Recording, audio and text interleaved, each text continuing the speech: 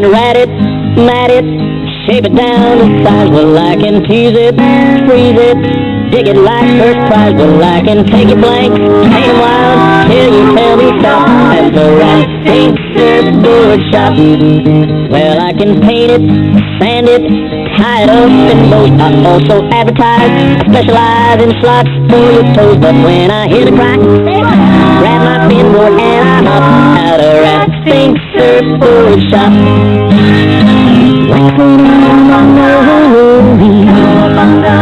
Fiberglass don't give me no woes. No hoe that ever puts me in a hurry.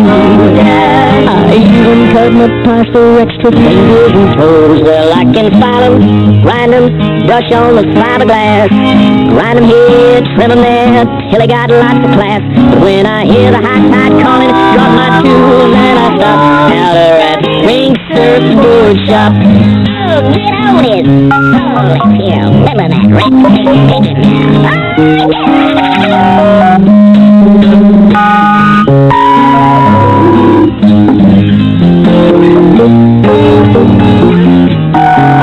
Oh, when I'm through, baby, you can start kissing nerves goodbye.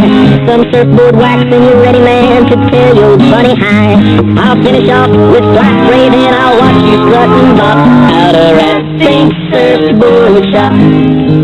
Out of that Fink'S surfboard shop. Oh yeah, rat Fink'S surfboard shop. Yeah, rat Fink'S surfboard shop. Oh, rat Fink'S surfboard shop. Oh yeah, rat Fink'S surfboard shop. Rat Fink'S surfboard shop. Oh yeah, rat Fink'S surfboard shop. Okay, man, here's how the gig went down. I was just hanging out one day, digging on the new Beach Boys album, when I gets a call from me cousin Mark Fink. He wants me to come and visit him, and I figures, why not, man? Now, cousin Mark Fink lives in a funky place called New York State. That's somewhere on the other side of the Rocky Mountains. I didn't even know there was any place on the other side of the Rocky Mountains. Man, I told him I didn't know how to get there, but he said it was real easy. Just turn left at Disneyland and keep going straight. Man, you can't miss it. So I fuels up my groovy set of wheels and heads toward the sunrise. About 2 weeks and a ton of road food later, I rolls into good old New York State. Now, cousin Mark lives somewhere near something called Lake Ontario. I figure it must be like a mini Pacific Ocean. So that's where I head. After doing some local sightseeing, hey, man, they got beach bunnies there that don't have blonde hair. Can you dig it, man? I finally find old cousin Mark Fink's pad. I stumbles over a couple piles of Big Daddy Roth t-shirts and make my way to the front door. The door's locked, but there's a note scrawled on an old Burger King bag that says, Dear Cousin Rat Fink, if you're reading this note, that means I'm not home. Man, cousin Mark is real sharp. Can you dig it, man? He says, look for me down at the local hospital in room number 14. I'll explain when I see you. Signed, your cousin, Mark Fink. So, man, I heads down to the hospital, figuring I came all this way, so I might as well see if I can at least get a good story out of this whole thing. When I gets to room 14, sure enough, there's old cousin Mark wrapped up like King Tut. Through all the moaning and groaning, he finally gets it out that he made a TV antenna out of an old motorcycle front end and was trying to put it up on the roof, but he forget to take the front tire and wheel off, and he and the TV antenna front end rolled off the roof into the backyard. Well, that was about as much as I could handle for one day, so, man, I starts to split when cousin Mark says he's got another problem, and would I please do him a favor.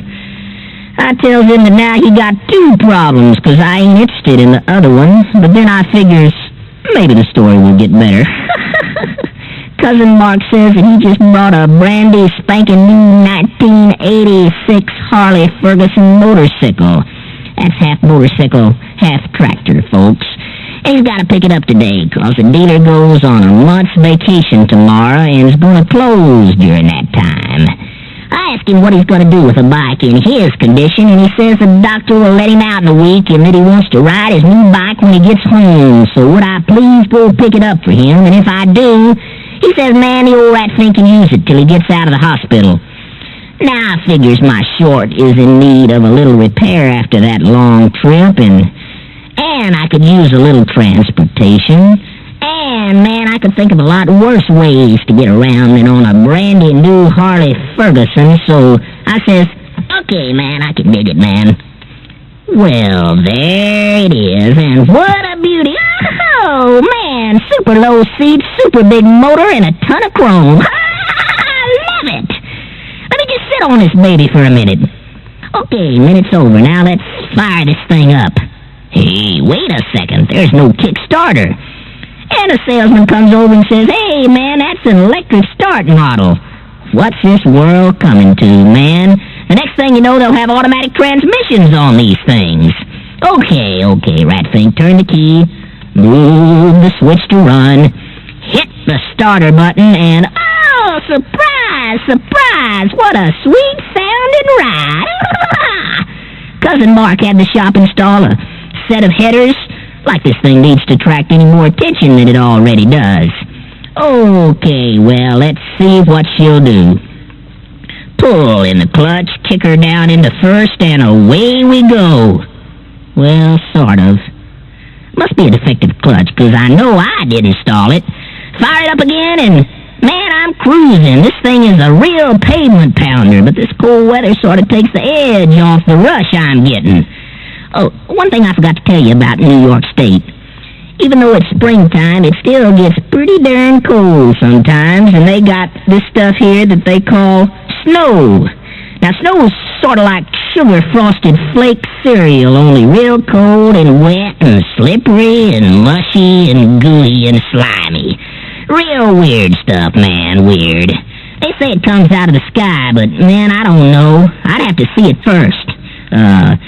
I'm from California. Anyway, so much for cruising, getting used to the bike. Down to first gear, grab a handful of throttle, and I'm going like last summer's roses. This stupid speed only goes to 85 miles an hour, but I knows I'm hitting over 100 easy. Oh, man, what a ride. I wonder if I can get one of those thingies back in Southern California. Maybe just the thing to cruise the beaches with. In and out of traffic like a dream. Hey, let's see if this taxi cab in front of me wants to run for Fink'S. I rolls up next to him to see if he wants to go for anything when he starts pointing to the side of the road. Man, I wonder what that dude's looking at. He just keeps pointing and pointing. Man, this dude's spaced out. Look at that stupid hat he's wearing. What's the name of this rank cab company anywho, man? Let's see what the name on the fender says. NEWYORKSTATEPOLICE,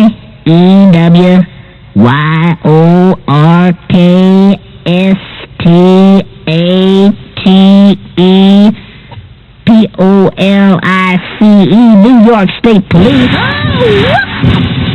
Time for me to exit stage left. I swings hard onto a side street for a clean getaway and run smack into a pile of snow. Remember I told you about that stuff? Well, the Harley Ferguson goes one way and I goes the other. And like the song says, the last thing I remember, Doc, I started to swerve. When I wakes up, I'm being wheeled down this very familiar hallway of this very familiar hospital. What's that they say on the door? Room 14? Oh, no! Nay, it's this! Sure enough, there's Cousin Mark still laying there all wrapped up like King Tut. And here I comes all wrapped up like King Tut's cousin. And wouldn't you know it, the first thing Cousin Mark wants to know is what happened to his Harley Ferguson. Well, Cousin Mark, it was something like this. I was just hanging out one day, digging on the new Beach Boys album, when I gets this call. Now, boys and girls, that's the end of that little story, and, Rat Fink kind of got him